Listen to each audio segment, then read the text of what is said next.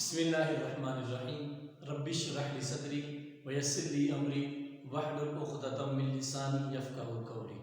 السلام علیکم ورحمۃ اللہ وبرکاتہ۔ کیڈٹ کالج فتح جنگ کی جانب سے اپنے تمام طلباء کو خوش آمدید۔ امید کرتا ہوں کہ آپ سب خیریت سے ہوں گے۔ اللہ تعالیٰ آپ کو دین و دنیا کی بھلائی عطا فرمائے۔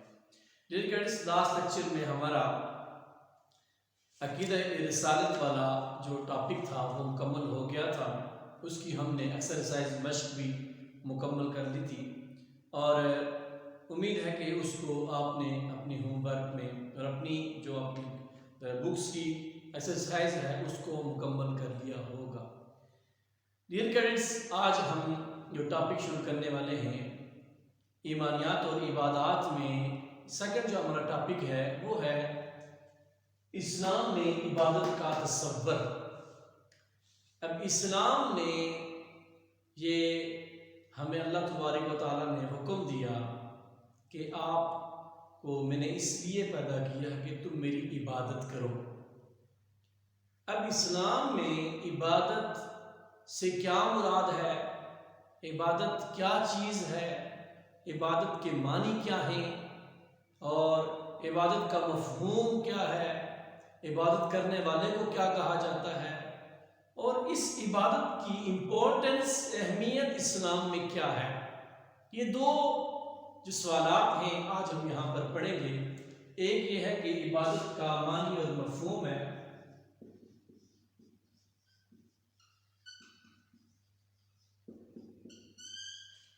اور سیکنڈ جو ہے وہ ہے عبادت کی اہمیت۔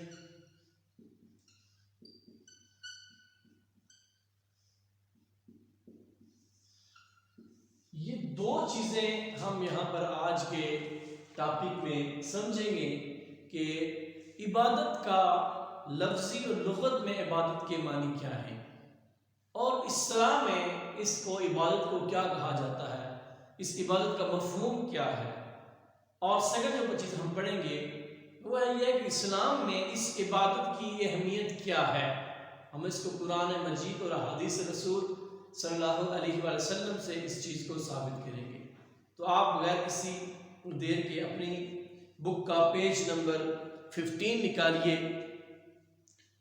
اور میں نے آپ کو پہلے بھی بتایا تھا کہ جب ہم ٹاپک پڑھ رہے ہوں تو اس وقت آپ کے ہاتھ میں لیڈ پنسل، کچی پنسل لازمی موجود ہونی چاہیے، تاکہ جو کسی لفظ کا، مشکل لفظ کا معنی میں بولتا ہوں اس کو فوراً لکھ کر اپنے ذہن نشین کر لیا کریں۔ تو اس کا سب سے پہلے تدریسی مقصد کیا ہے جی؟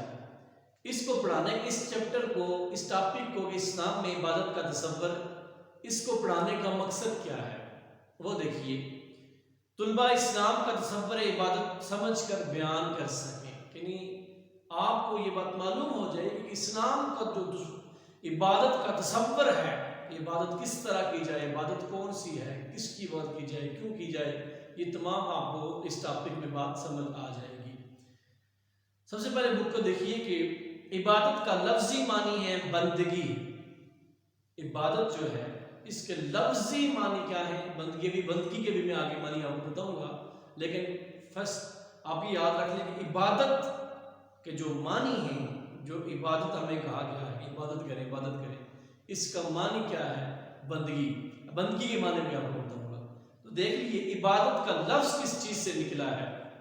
جیسا میں نے آپ کو بتایا تھا نا کہ عقیدے کا لفظ عقد سے نکلا ہے، جس کے معنی گرہ لگانا اور کسی چیز کو باندھنا، یہ آپ کو میں نے بتایا تھا کہ عقیدہ عقد سے نکلا۔ اسی طرح لفظ عبادت ہے، یہ نکلا ہے کس سے، عبد سے نکلا ہے، اور عبد آپ کو معلوم ہے کہ عبد کے معنی ہوتے ہیں بندہ، یعنی بندہ جو ہے، میں بھی بندہ ہوں، آپ بھی ایک بندہ ہیں، تو یہ بندہ جو ہے، یہ عبد کے جو معنی ہے، اس کا جو مطلب ہے وہ ہے، اس کا جو معنی ہے وہ ہے بندہ۔ اب بندگی کرنے والے کو، اب سمجھ آئی دیکھیے کہ عبادت کے لفظی معنی ہے بندگی، ٹھیک ہے، اور بندگی کرنے والے کو عابد کہتے ہیں۔ بندگی کرنے والے کو عابد یعنی عبادت کرنے والا، سمجھ آ گئی بات؟ کہ عبادت کرنے والے کو، بندگی کرنے والے کو آپ یہ کیا کہتے ہیں؟ عابد کہتے ہیں، اور عبادت کرنے والے کو ہی یہ عابد یہ کہا جاتا ہے۔ سمجھا گی بات؟ یہ بات دوبارہ ذہن نشین کر لیجئے کہ عبادت کے جو لفظی معنی ہے وہ ہے بندگی، بندگی، اور عبادت کا لفظ عبد سے نکلا ہے، اور عبد کے معنی ہوتے ہیں بندہ، اور بندگی کرنے والے کو یعنی عبادت کرنے والے کو کیا کہا جاتا ہے؟ عابد۔ بندگی کرنے والے کو عابد کہتے ہیں، اور عابد سے مراد ہے عبادت کرنے والا۔ سمجھا کی بات؟ اب جب کہ معبود وہ ہستی ہے، اب کس کی عبادت کی جائے؟ عبادت کس کی بندگی کی جاتی ہے؟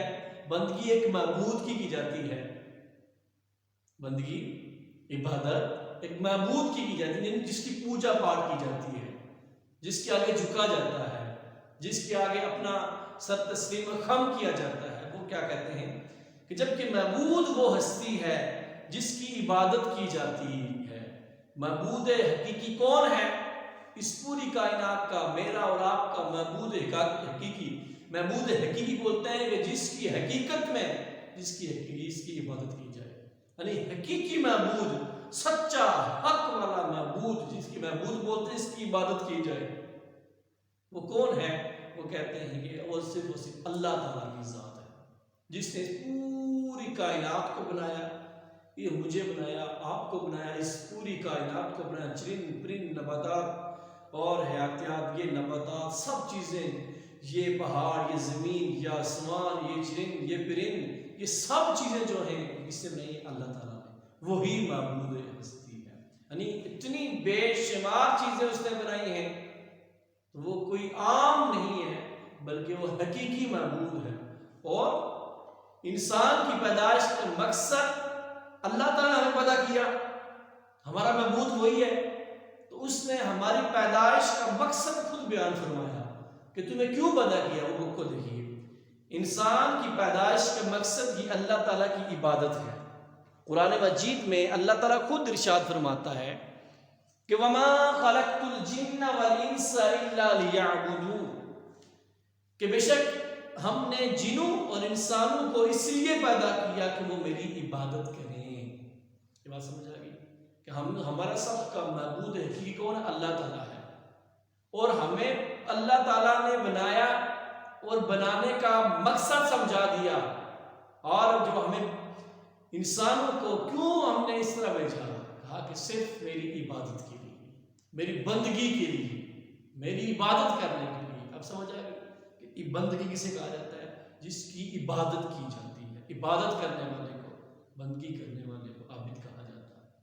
تو ہمیں ایک بار یہاں پر دعاؤں میں اللہ تعالیٰ نے ہمیں بے شمار ہزارہا کروڑہا نعمتیں دی ہیں، ہم اپنے جسم پر ہی غور کر لیں، باہر کی دنیا کا چھوڑ کر اپنے جسم پر ہی غور کر لیں، آنکھیں اور ناک، کان، بال، یہ ہاتھ، یہ ناخن، ہزارہا، ابھی جسم کے اندر ہے، جسم کے ظاہری میں آپ کو گنوا رہا ہوں، ان سے اگر ایک چیز بھی اللہ ہم سے لے لے تو ہم کہتے ہیں کہ ہماری پوری دنیا ختم ہو گئی ہے۔ تو ذرا اللہ تعالیٰ نے یہ ہمیں یہ چیزیں دے کر ہمیں یہ انسان بنا کر آسانی چتلا رہا، ہمیں کوئی اللہ تعالیٰ کوئی اور ایمان نہیں رکھ رہا، بلکہ صرف ایک ہے کہ وَمَا خَلَقْتُ الْجِنَّ وَالْإِنسَ إِلَّا لِيَعْبُدُونَ، میں نے انسانوں اور جنوں کی خلقت اس نے کی ہے صرف اور صرف میری بندگی کریں، میری عبادت کریں۔ اب دیکھیے اب عبادت سے کیا مراد ہے؟ یہ تو سمجھ آ گیا آپ کو کہ عبادت کے لفظی معنی کیا ہے۔ عبادت کے لفظی معنی آپ کو سمجھ آ گئی کہ بندگی ہے، اور عبادت کا لفظ جو ہے وہ عبد سے نکلا ہے، اور عبد کہتے ہیں بندے کو، ایک بندہ جو ہوتا ہے اس کو عبد کہتے ہیں انسان کو، اور بندگی کرنے والے کو عابد یعنی عبادت کرنے والا کہا جاتا ہے، جبکہ جس کی عبادت کی جاتی ہے اس کو معبود کہتے ہیں، اور معبود وہ ہستی ہوتی ہے کہ جس کی عبادت کی جائے، اور معبود حقیقی جو ہے یعنی حقیقت جس میں حقیقی خدا جو ہے وہ کون ہے؟ وہ اللہ تبارک و تعالیٰ ہے۔ وہ اللہ تبارک و تعالیٰ نے تمام کائنات مجھے اور آپ کو بنایا، اور بنانے کا مقصد ہمیں بتا دیا کہ میں نے اس لیے بنایا کہ تم میری عبادت کر سکو۔ اب کون سی عبادت کرنی ہے، کیا عبادت کرنی ہے، عبادت سے مراد کیا ہے، وہ ذرا دیکھیے۔ عبادت سے مراد صرف نماز، روزہ یا حج ہی نہیں، بلکہ انسان اپنے خالق کے حقیقی کی اطاعت اور محبت میں جو کچھ کرتا ہے وہ سب عبادت ہے۔ یعنی عبادت سے مراد یہ نہیں ہے کہ وہ عبادت ہے، وہ عبادت ہے، کلمہ، نماز، روزہ، زکوٰۃ، حج، یہ سب چیزیں عبادت ہیں، لیکن صرف یہی نہیں عبادت ہے کہ صرف آپ نماز پڑھیں اور لوگوں کو نقصان پہنچاتے رہیں، طرح طرح کی تکلیف دیتے رہیں، ہم حج بھی کریں، زکوٰۃ بھی دیتے رہیں، لیکن نقصان لوگوں کو اور مخلوق خدا کو ہر طرح کا نقصان پہنچاتے رہیں، صرف یہ عبادت نہیں ہے۔ بلکہ عبادت کیا ہے کہ آپ یہ نماز، روزہ، زکوٰۃ، حج بھی کریں اور ان کے ساتھ ساتھ اللہ تعالیٰ کی رضا کے لیے، اس کو خوش کرنے کے لیے وہ تمام کام کیے جائیں گے، سب کے سب کیا ہوں گے، وہ عبادت کریں گے۔ یعنی خدا کی رضا حاصل کرنے کے لیے جو آپ کام کریں گے وہ عبادت کریں گے۔ وہ یہی کہتے ہیں، دیکھیے کہ عبادت سے مراد صرف نماز، روزہ یا حج ہی نہیں، بلکہ اپنے خالق کے حقیقی کی اطاعت اور محبت میں جو کچھ کرتا ہے وہ عبادت ہے۔ یہ اسلام میں تصور عبادت کا دیکھیے کہ صرف نماز، روزہ، زکوٰۃ، حج ہی نہیں، بلکہ اپنے حقیقی خدا، خالق حقیقی، خالق کہتے ہیں کہ پیدا کرنے والا، جو حقیقت جس نے ہمیں پیدا کیا ہے، حقیقت، اس کی اطاعت اور اس کی محبت میں، اس کی پیروی کے لیے، اس کی محبت میں اس کو خوش کرنے کے لیے جو کچھ ہم کرتے ہیں وہ کیا کہلاتی ہے، وہ عبادت کہلاتا ہے۔ ایک مسلمان زندگی کے ہر معاملے میں اپنے خالق کے حقیقی سے محبت اور اطاعت کا ثبوت دیتا ہے۔ ایک جو مسلمان ہے وہ زندگی کے ہر معاملے میں اپنے رب، اپنے خالق کے حقیقی سے محبت اور اطاعت کا ثبوت دیتا ہے۔ اگر کوئی مسلمان اللہ تعالیٰ کی اطاعت کے جذبے سے کوئی اچھا کام کرتا ہے یا کوئی کسی برے کام کو چھوڑتا ہے تو یہ عمل عبادت میں شمار ہوتا ہے۔ دیکھیے ہمارا خالق حقیقی کون ہے؟ وہ اللہ تبارک و تعالیٰ ہے۔ ہم اللہ تبارک و تعالیٰ کی اطاعت جو ہے وہ زندگی کے ہر معاملے میں کرتے ہیں۔ بعض اوقات کمی بیشی ہو جاتی ہے، اللہ تبارک و تعالیٰ ہمیں اس کی معاف فرمائے۔ ایک مسلمان یہی ہے کہ زندگی کے ہر معاملے میں اللہ تعالیٰ کی رضا تلاش کرتا ہے کہ اس کو خوش کیا جائے، اور اس سے اگر کوئی مسلمان اللہ تعالیٰ کی اطاعت کے جذبے سے کہ میں اللہ کی جو مجھے کہا میں اس کو مانوں گا، اسی کو مانوں گا، اللہ تعالیٰ کی اطاعت، اس کی محبت کے جذبے سے اگر کسی نیک کام کو اپناتا ہے اور اچھے کام کو اپناتا ہے اور برے کام کو چھوڑتا ہے تو یہ بھی ایک عبادت کہلاتی ہے۔ اچھے کام کو اپنانا اور برے کام کو چھوڑنا، اسی وجہ سے لیے کہ اللہ تبارک و تعالیٰ سے کی اطاعت کی جائے، وہ اس سے راضی کیا جائے، یہ بھی عبادت کہلاتا ہے۔ آگے دیکھیے، مسلمان تو ہیں، ہم مسلمان ہیں، ہماری جو پوری زندگی ہے وہ عبادت میں گزرتی ہے۔ مسلمانوں کی جو پوری زندگی صرف 5 وقتہ نماز یا زکوٰۃ یا حج نہیں، بلکہ پوری زندگی اٹھتے بیٹھتے چلتے پھرتے ملتے، رشتہ داروں سے، پڑوسیوں سے، ہمسایوں سے، گھر والوں سے، ماں باپ سے، سب سے اٹھتے بیٹھتے ملتے، یہ عبادت کراتی ہے۔ یہ کس طرح عبادت کراتی ہے وہ دیکھیے۔ مسلمانوں کی پوری زندگی عبادت ہے۔ گھر میں بیوی بچوں کے ساتھ اچھا سلوک، اچھا رویہ اختیار کرنا، ان کے ساتھ اچھا سلوک کرنا، یہ بھی عبادت ہے۔ ہمسایوں اور دوستوں کے ساتھ ہمدردی اور کاروبار میں لوگوں کے ساتھ ایمانداری کرتے وقت اللہ تعالیٰ کی مقررہ حدود کا خیال رکھنا بھی عبادت ہے۔ یعنی جتنا آپ کو منافع کا حق حاصل ہے اتنا آپ نافع کریں۔ زیادہ کسی کو اگر آپ تجارت کر رہے ہیں تو آپ کسی کو اتنا مہنگے داموں میں نہ بیچیں، ذخیرہ اندوزی نہیں کرتے، ایمانداری کے ساتھ آپ مناسب اپنا ریٹ کر کے آپ اس کو اگر کسی چیز کو بیچتے اور لیتے ہیں تو یہ بھی ایمانداری میں کہلاتا ہے اور یہ بھی عبادت میں ہی آ جاتی ہے۔ اور اسلام عبادت میں دین اور دنیا کی کوئی تفریق نہیں کرتا، یعنی اسلام میں دین اور دنیا کی کوئی تفریق نہیں ہے، یعنی دین اور دنیا ہی، یعنی دنیا ہی میں ہی دین ہے، یعنی دنیا میں ہی رہ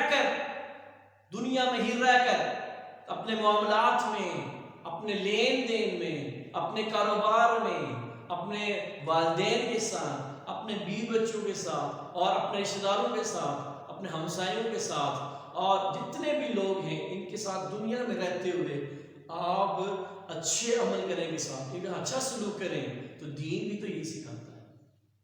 اس لیے دین کوئی اسلام میں، دین اور دنیا میں کوئی فرق نہیں ہے۔ عبادت کا مطلب، اب یہ بعض لوگ کے ذہن میں عبادت کا مطلب یہ لے لیتے ہیں کہ بس دنیا سے تمام کٹ آف ہو کر، دنیا سے تمام چیزوں سے کٹ آف ہو کر اپنے آپ کو بیابانوں میں، جنگلوں میں، یا کسی ایسی جگہ پر جا کر دنیا سے لوگوں سے واسطہ ہی نہ پڑے، اور جہاں وہاں پر ہر طرح کی عبادت کرنا شروع کر دینا، اس چیز کو نہیں، اس چیز کو منع کیا گیا ہے۔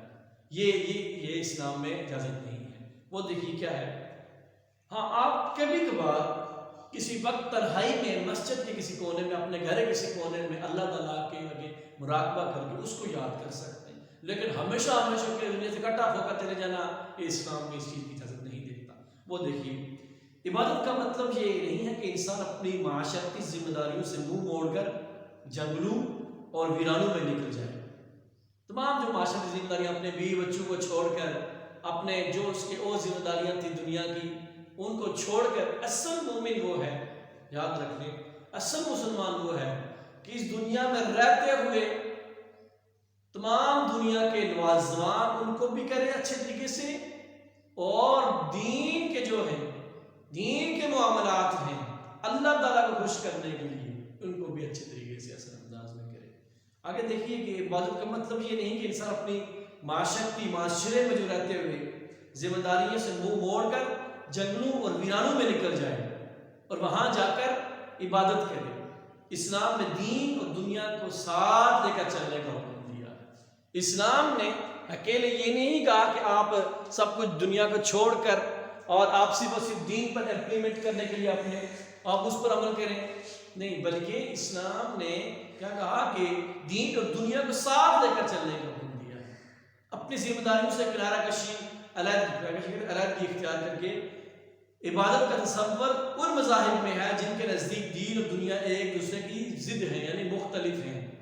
یعنی یہ وہ مذاہب ہیں کہ بعض مذاہب میں یہ ہے نا کہ وہ اپنے دنیا سے، اس دنیا کو بالکل اپنے آپ کو کٹ آف ہو کر بس ایک سائڈ کو چلے جاتے ہیں، لیکن جو اپنی ذمہ داریوں سے کنارہ کش ہو کر، اسلام اس چیز کو آپ کو اجازت نہیں دیتا کہ آپ دنیا کو چھوڑ کر آپ صرف کسی اور بیابان ویرانوں میں جا کر رہنا شروع کر دیں۔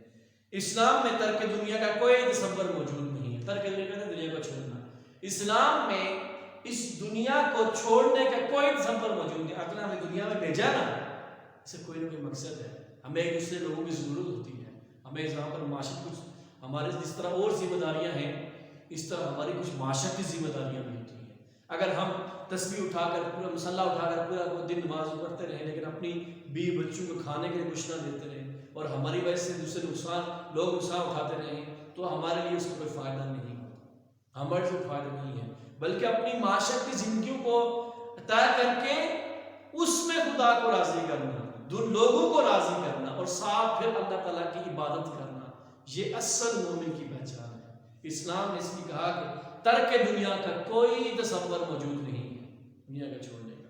تو اس پر ارشاد فرمایا گیا کہ لا رہبانیت فی الاسلام، اسلام میں رہبانیت نہیں ہے۔ اب رہبانیت کسے بولتے ہیں، میں نے پہلے پڑھا دیا آپ کو کہ دنیا سے اور دنیا کی تمام ذمہ داریوں سے، معاشرت کی تمام ذمہ داریوں کو چھوڑ کر آپ اپنا بوری بستر اٹھا کر جنگلوں ویرانوں میں چلے جائیں اور وہاں جا کر عبادت کرنا شروع کر دیں کہ نہیں، ہم اس سب کو چھوڑ کر جو اللہ تعالیٰ کی عبادت کرنے کے لیے یہاں پر آئے ہیں، بلکہ ان چیزوں کو، دنیا کی مصیبتوں کو، معاشرتی ذمہ داریوں کو فیس کر کے پھر آپ اللہ تعالیٰ کی عبادت کریں گے، دن آپ اس صحیح مسلمان کہلائیں گے۔ ڈیئر گائز، آج کا جو ہمارا ایک سوال بنتا ہے وہ کہ عبادت کا مفہوم اور اس کی اہمیت، یہ ایک سوال بنتا ہے، یہ اس کو آج ہم نے پڑھا ہے، یہ جو معنی مفہوم، اس کی اہمیت ہم نے پڑھا ہے۔ اس کا جو سوال ایک بن رہا ہے، اس کو میں آپ کو گوگل کلاس روم پر اس کا نشان لگا کر آپ کو میں وہاں پر سینڈ کر دوں گا، تو تو آپ نے اس کو بھی ہوم ورک کو اپنا کر لینا، اس کو یاد بھی کر لینا ہے۔ اسی کے ساتھ آج کا ہمارا ٹاپک مکمل ہوتا ہے۔ اپنا بہت سارا خیال رکھیے گا۔ والسلام۔